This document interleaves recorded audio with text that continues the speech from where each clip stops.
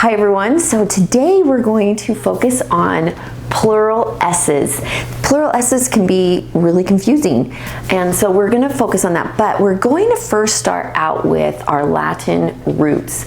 We're only going to feature 3 in this lesson, and we're going to do port, vac, and bene, or bene. We're going to mostly feature bene today, but they have the same meaning. And like if we look at port for important, see how you have your Latin root right in here? Port right here. And this is your prefix. See how right here the IM goes with a P. What do they also go with? B's, M's, and P's. B's, M's, and P's, right? Okay, so it means port means to carry. What does port mean? To carry. What does it mean, guys? To carry. This is really important. This is a huge, important Latin root. Hugely important. And it means to carry. But port can also stand on its own. It's a word that is used often all by itself. Then we have vac for word evacuate. And this means unoccupied or empty. See how evacuate means they are leaving the nest, they're leaving the area. And it means it's no longer occupied and it's an empty space. Okay, the home was evacuated. Remember when we had the fire up here in our home? How everybody was evacuated when the fire was hitting. We had fires coming in on this direction and on this direction of the mountains, and we were right in the middle, and the entire town was evacuated. And so now we have vacation. See how you're evacuating your home and going somewhere else to enjoy something. Or an evacuator, somebody who is actually doing the evacuate, right? And an evacuee, someone who is the person that's being evacuated. And then we have vacuums, which is really interesting. Don't you guys think that vacuum is fun and interesting for VAC? It means empty, unoccupied. So if you think about you're taking the dirt out of your home. You're emptying your home from dirt. Or just in space. What's that? Or just a vacuum space. Yeah. So right here, but how do you say this word, do you think, boys? Vacuum. And it comes from nova, and it actually means razor. So right here, the VAC is not this Latin root. It's its very own. The NOVA it just happens to have there. And so sometimes that happens. And it happens in lots of words with lots of different roots that you have these. But just so you know that happens. So this is actually a rock right here. All right, so now we have bene, which means benefactor. Here's an example. Honorably good. So when you think of a benefactor, it is somebody that is doing so much good and that you honor them. And when I think of bene, I think of God. Okay, so benevolent, benediction, oh, benevolentness, benevolentness. See how that's kind of hard to say? Say it, you guys. Benevolentness. Benefice. Okay? So those are just some words, and we'll go over some of those things. And inventions have roots in them. Most of the time when you think about inventions, you think of the Greek world. But we do have some inventions that hit the Latin root area. Vacuum is one of them. How about airport, carport, teleport, passport? How about teleport? Do you wish you guys could teleport? Look at this one. Portrait. Port, you have port in there, just like here you have VAC in here. It is Latin, but this actually means to draw. A head and a face of a person, actually from your living life. So if you sit there, and it's changed a little bit now because we have such amazing pictures. But people sometimes do portraits off of pictures, but really it's when somebody sits there for you. And it mostly is your head and your face, but sometimes you'll have full bodies. But this is typically what it is, in your head and your face. Okay, now we're going to really dive in and talk about port, what it means, and it has different definitions, you guys. So look, port right here. It's a place along the coast to provide protection for ships and boats from storms. So, and then we also have a port of entry. Also, here's another definition for port, and I didn't put all of the definitions up here for port. I just put a few. And this port, it's a gate or a portal in a town. So see how these both are nouns right here. But here is a verb, porting. The process of adapting software. Sometimes if you can figure out in your sentence, this could probably be a noun if you're going to use it as a gerund, but if you're going to use it as a verb, it's going to be your participle. But that's what it's also in computers and in software. Also, right here, Paul, port means turning left on a vessel. So I thought it was really interesting. So I'm going to draw a ship, and I am not a great artist, but I'm going to help you. And I'm sure a lot of you already know out there. This is maybe this is going to be my aircraft carrier. Okay, so we're going to do a big circle, and we're going to draw lines right here. And this is the bow of the boat. So the bow is the front of the boat, okay? And so this is port side, and this is starboard. Okay, and this right down here is the stern. So this is how you would think. Okay, so when you're talking about a boat or an aircraft, this is what you think about, okay? But let's go into here. We have imperative. So imperative means urgent, or when you're just speaking, using it as an English word. But for a verb, it's a form of a verb that is usually used for giving orders. All right? So like turn port side. Now when you see it in a dictionary or when you look it up, they'll say imperative, and you'll have something like this, port and port, and that's what it means. You're using it to give orders, and this is an imperative verb, and we're going to go into this a little bit more in another lesson, but I just wanted to introduce this to you now. Okay, so what does imperative mean?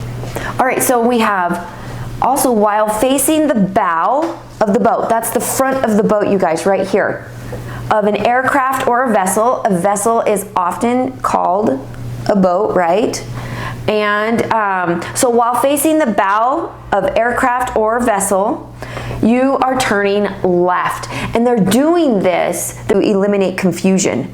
And so you're going to turn it. So if you look at the bow of the boat, it's always this side. It's the left side of the bow, and that's called the port side. So port is right here, but they dock at ports on the opposite side of the star. So when they dock, not all ships, but this is the main thing that they do. They dock on the port side of most ships, not on the star side. It's the opposite of the star. Port, you go onto the docks at the port on the port side. And that's where they unload all their cargo. So now also we can have port towns. Do you think that's interesting? So port right here, a town. So this would also be considered a noun because it's a town. A town is a noun. Town where the loading and unloading of ships are. Those are called port towns. And Fort Lauderdale is considered a port town. Did you know that? It is. Even though it's a big city, but it's considered a port town. For around 4 million cruise passengers a year go into Fort Lauderdale. And they go to Port Everglades. And that's the port, the huge port that is actually in Fort Lauderdale right here.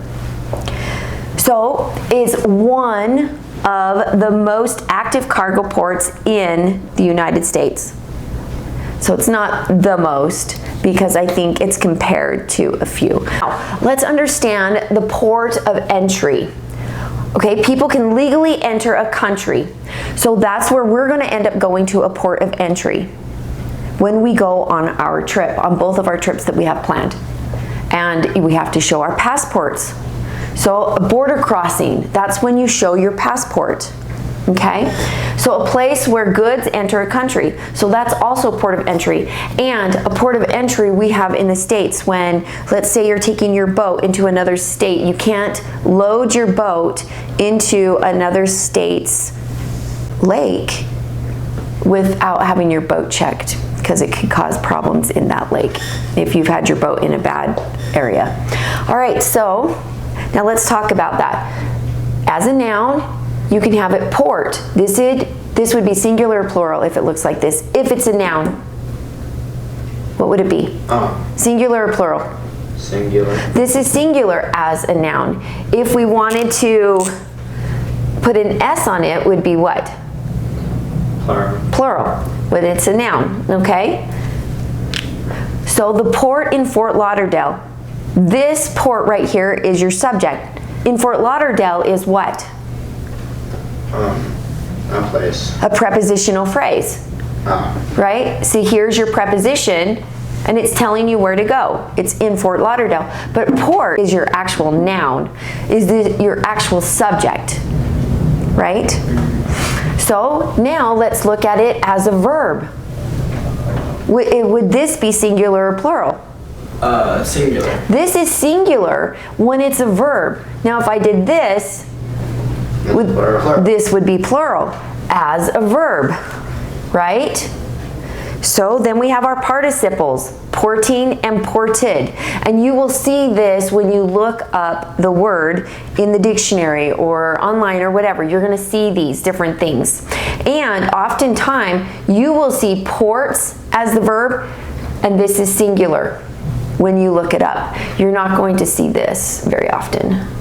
I'm sure there's some out there that you'll see this. And then this would be plural. And that's if it's in the simple. So let's put the plural S back on there. Let's put the S back on there.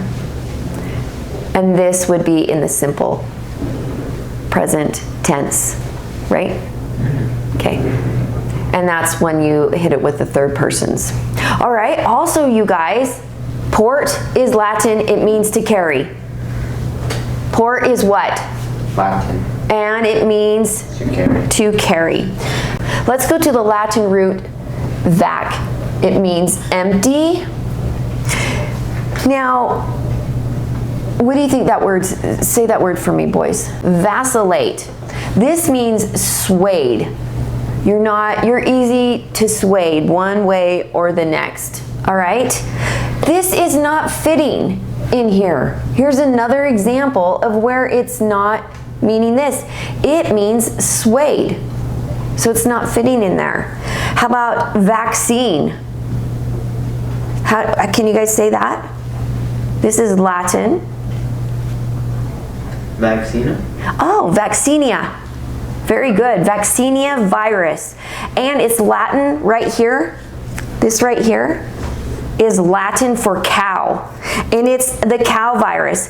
And it's the smallpox is the virus. And a woman, a scientist, she took a needle out, a syringe, and took the pus out of the virus of a cow and then injected into a small boy that had smallpox, and that's where the vaccines came from. And that is the reason why vaccines come from the Latin root, is because it came from, the very first vaccine came from a cow, where they took the actual pus and injected it into somebody, and then he was vaccinated against the disease. Look at this vacuum. Few English words have the W in there, and it sounds like I'm saying W. A double U. So 2 U's. Very few of them have it. But when you see a W, this is the sound that you would say. U. So look at vacuum. Vacuum. U. That's what the 2 U's say when you see that. So the origin of a vacuum, it means an empty space. So you're vacuuming an empty space and getting all of the dirt taken from it. So 2 U's, a double U, just makes me laugh. So a double U, so a 2 U's does not sound like a W. So you don't say W. And you don't spell it with the W. And you don't say what. Okay, so now let's talk about some more words that with the vac. That has, what's the Latin root? What does vac mean? Empty. What else does it mean? Unoccupied. Like vacate. Vacation. Oh look, now we have vacuumed. See how we put the suffix on there? We didn't double it because it's not a consonant vowel consonant. Vacuuming, we did not double it because it's not a consonant vowel consonant. Vacillate. Evacuators. See how you have your plural S on here? This is a noun right here. Evacuant. And you could put a plural S on here and this would be a noun. Okay, so these ones, this right here is the person that's doing the evacuating. This right here is the person that has been evacuated. Okay, does that make sense? I love this prefix. It means honorably or good, but I love the word honorably for when you think about a bene, a benefactor. They are doing good. They are being an honorable person to be a benefactor. This is a person who is doing this. OR means a person. Also, this benefactor, see, because it's a person, it's a noun. It is a helper, somebody who helps other people. Now we have benevolent, which means charitable and kind. And I love this word to mean charitable. So what does charity mean? You guys remember? It's my favorite scripture, and charity means the pure love of Christ, and if you've been found with it at the last days, it's going to be well with you. That's one of my favorite scriptures. I didn't quote it specifically, but because I don't do that well. But it means kindly.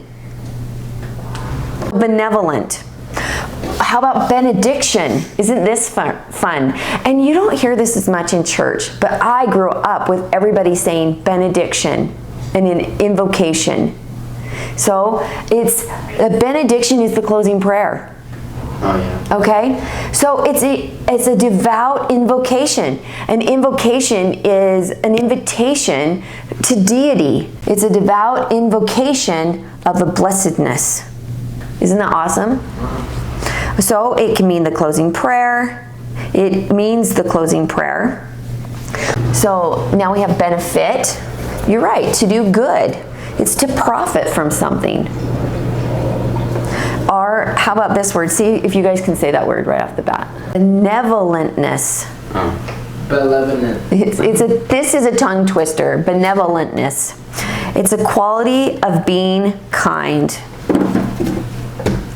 Benevolentness. It's a quality of being charitable and kind. Now remember, charitable is the pure love of Christ, and you'll be found well with it at the last days if you are a charitable person. So I really love that word. Okay, so just a little bit of a reminder with the ly. Okay, so ly's, they mean how, and they are verbs that have an ly added onto it, and then they become an adverb. What do adverbs describe? Verbs. Or adjectives, or another adverb. Exactly. So that's what those do. But ly's, and this is, you're going to see ly adverbs a lot more than you're going to see ly adjectives. Ly sometimes describe nouns. So when you add an ly onto a noun, what are you going to get? An adjective. Okay? And so when you're adding it onto your verb, you're going to get an adverb. When you're adding it onto a noun, you're going to get an noun. An adjective. But you're going to mostly see them as adverbs, and they describe how. And then adjectives just give you more description of the noun, right? So you're not going to see the ly adjectives near as much as you were going to see an ly adverb. Okay, but you definitely see them, and you need to be careful that you don't just assume because you see an ly that it's going to be an adverb, because most people assume that, and it's not true. So if you can take it off and see that it is a noun, it's most likely an adjective. But you just also need to be careful that not every single ly is just going to be, if you're adding it onto a noun, that you're going to assume that it is an adjective. So sometimes things just get mixed up in our verbiage, and you need to make sure you're understanding what you're putting it with. Okay? Just because it is added onto a noun doesn't mean that, yes, for sure, it is going to be an adjective. But most likely, if you're adding an ly onto a verb, most likely that is going to be an adverb. So now we're going to really focus on the plural s right here, the s right here, and it's a suffix. And the s has 4 different things that it actually does. So let's look at this. 4 legs. This plural s, this is a noun that makes this plural. Then we have a base word. Base word is leg with our suffix, the plural s, right? And then we also have es, which means the exact same thing as plural. Okay? These, when you see it, it means plural. But things change a little bit as you're putting them on verbs and you're putting them on nouns. So now we have couch. How come this is an es, couches? Because it's plural. It is plural, but how come we didn't do couch just with the s? Couch. Couches, you can't hear that. So when you have a ch, you put an es. Anything that sounds like it's going to be a s, z, ch, anything that has the s soundish to it, you're going to make sure that you do an es so you can actually hear this and you can hear this. Okay? So lamp, how come we're putting just the s on here? Because it doesn't have like an es. Yeah, it doesn't have those other sounds to it. It doesn't have the s or the z or the ch sound. X. See how you would do it on the x, because the x actually sounds like a s at the end and you can hear it.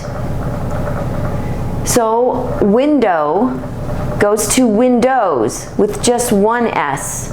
Peach goes to peaches because ch is one of those sounds that you need the es with it. Plant goes with just an s for plants. Picture. Now here, pictures, we have an es on the end. So right here, T-U-R-E is chur, and you will always spell it like that.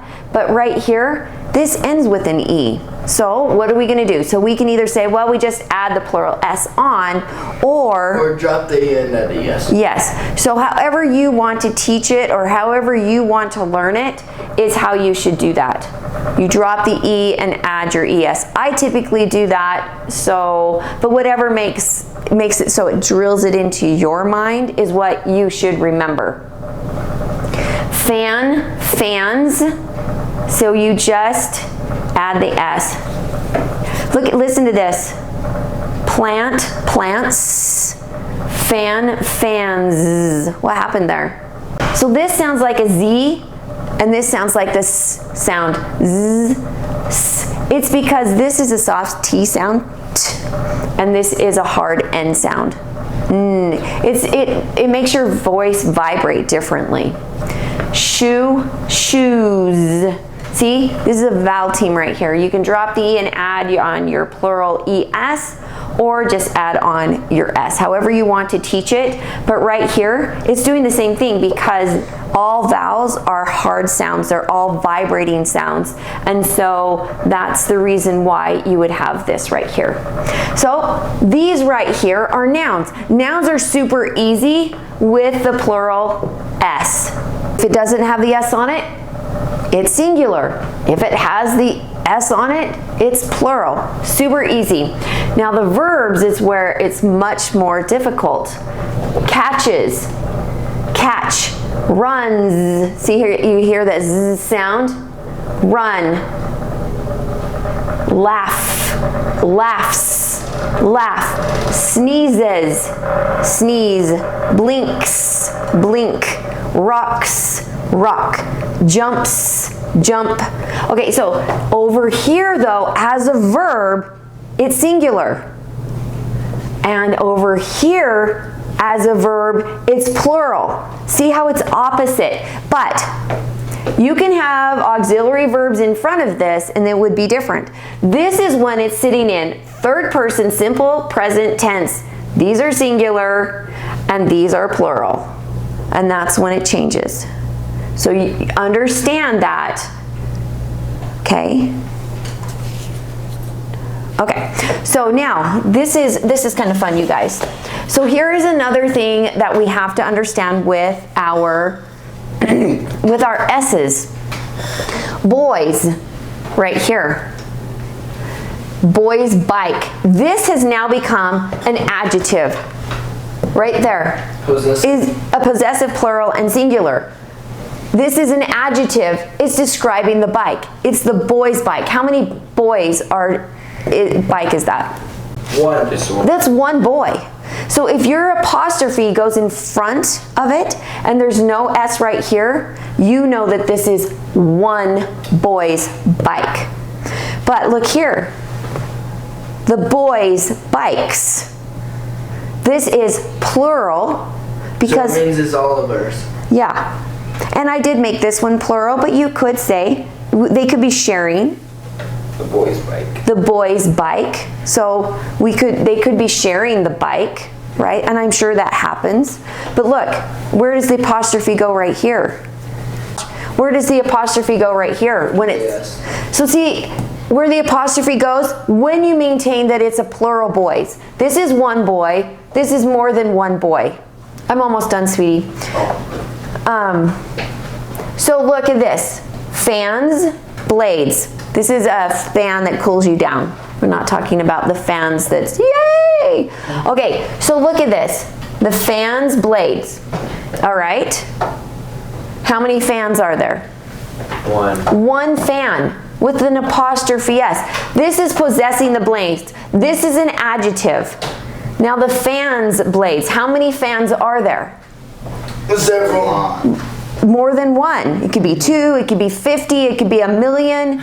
We don't know, but it's not one fan. And look where the apostrophe is. So be careful with that and how you're going to use it. Okay? Now we also have another thing for our S's. These aren't plural S's, but they look like they can be plural S's. See how confusing that could be? Look, it's. This is a subject and a verb. It stands for it is. These are contractions. He's. What is this? Paul, what's this stand for? He is. He is. Subject and a verb. How's. How is. How is. How about this one? Let is. Let is. Let. Let us. Oh. Let's. So we have lots of contractions that have the S on the end, but this one is a verb with a direct object. Okay? So just because you have your S right here doesn't mean it's a verb. This one right here, can't. I'm just putting this can't contraction in here because N apostrophe T is in lots. It means not, right? Mm-hmm. And most of the time you have this. And we have can, not. and we have cannot, right? This one comes out, or one of the ends come out, and this is unusual for that to happen, and we have can't. Most of the time we don't change the first word. See how the first word is not being changed? But this one is different. The first word is being changed. And then there's also will not. W-I-L. Yeah, and it goes to won't, right? Will not. Not. This is an unusual too. It goes to won't. It doesn't make sense. Yeah, it doesn't make sense. Okay, so now remember, pronunciation changes with each suffix. So you need to remember that as you're adding on your different suffixes. Also, let's look at these verbs again really quick. Shows and showed. Tell me what kind of verb is that? Is it sitting in singular or plural? Singular. So that's singular, but why is it singular? Yeah, it has an S on it. It has an S, but this needs to be in what? Third person, simple present, singular. What kind of verb is this? So this one it doesn't matter if it's first, second, or third person, unless you're using an auxiliary verb. But this one right here will be in the simple past, right? And then what else? This either sits in the simple past tense, and it doesn't have an auxiliary verb, or this is going to sit in the perfect tense, and they carry auxiliary verbs, and that's when the auxiliary verb is what changes, and not this participle. Is this a participle? This is a participle. All right. I hope you enjoyed that lesson, and we'll see you in the next one. Bye, everybody. Thanks for watching. Bye.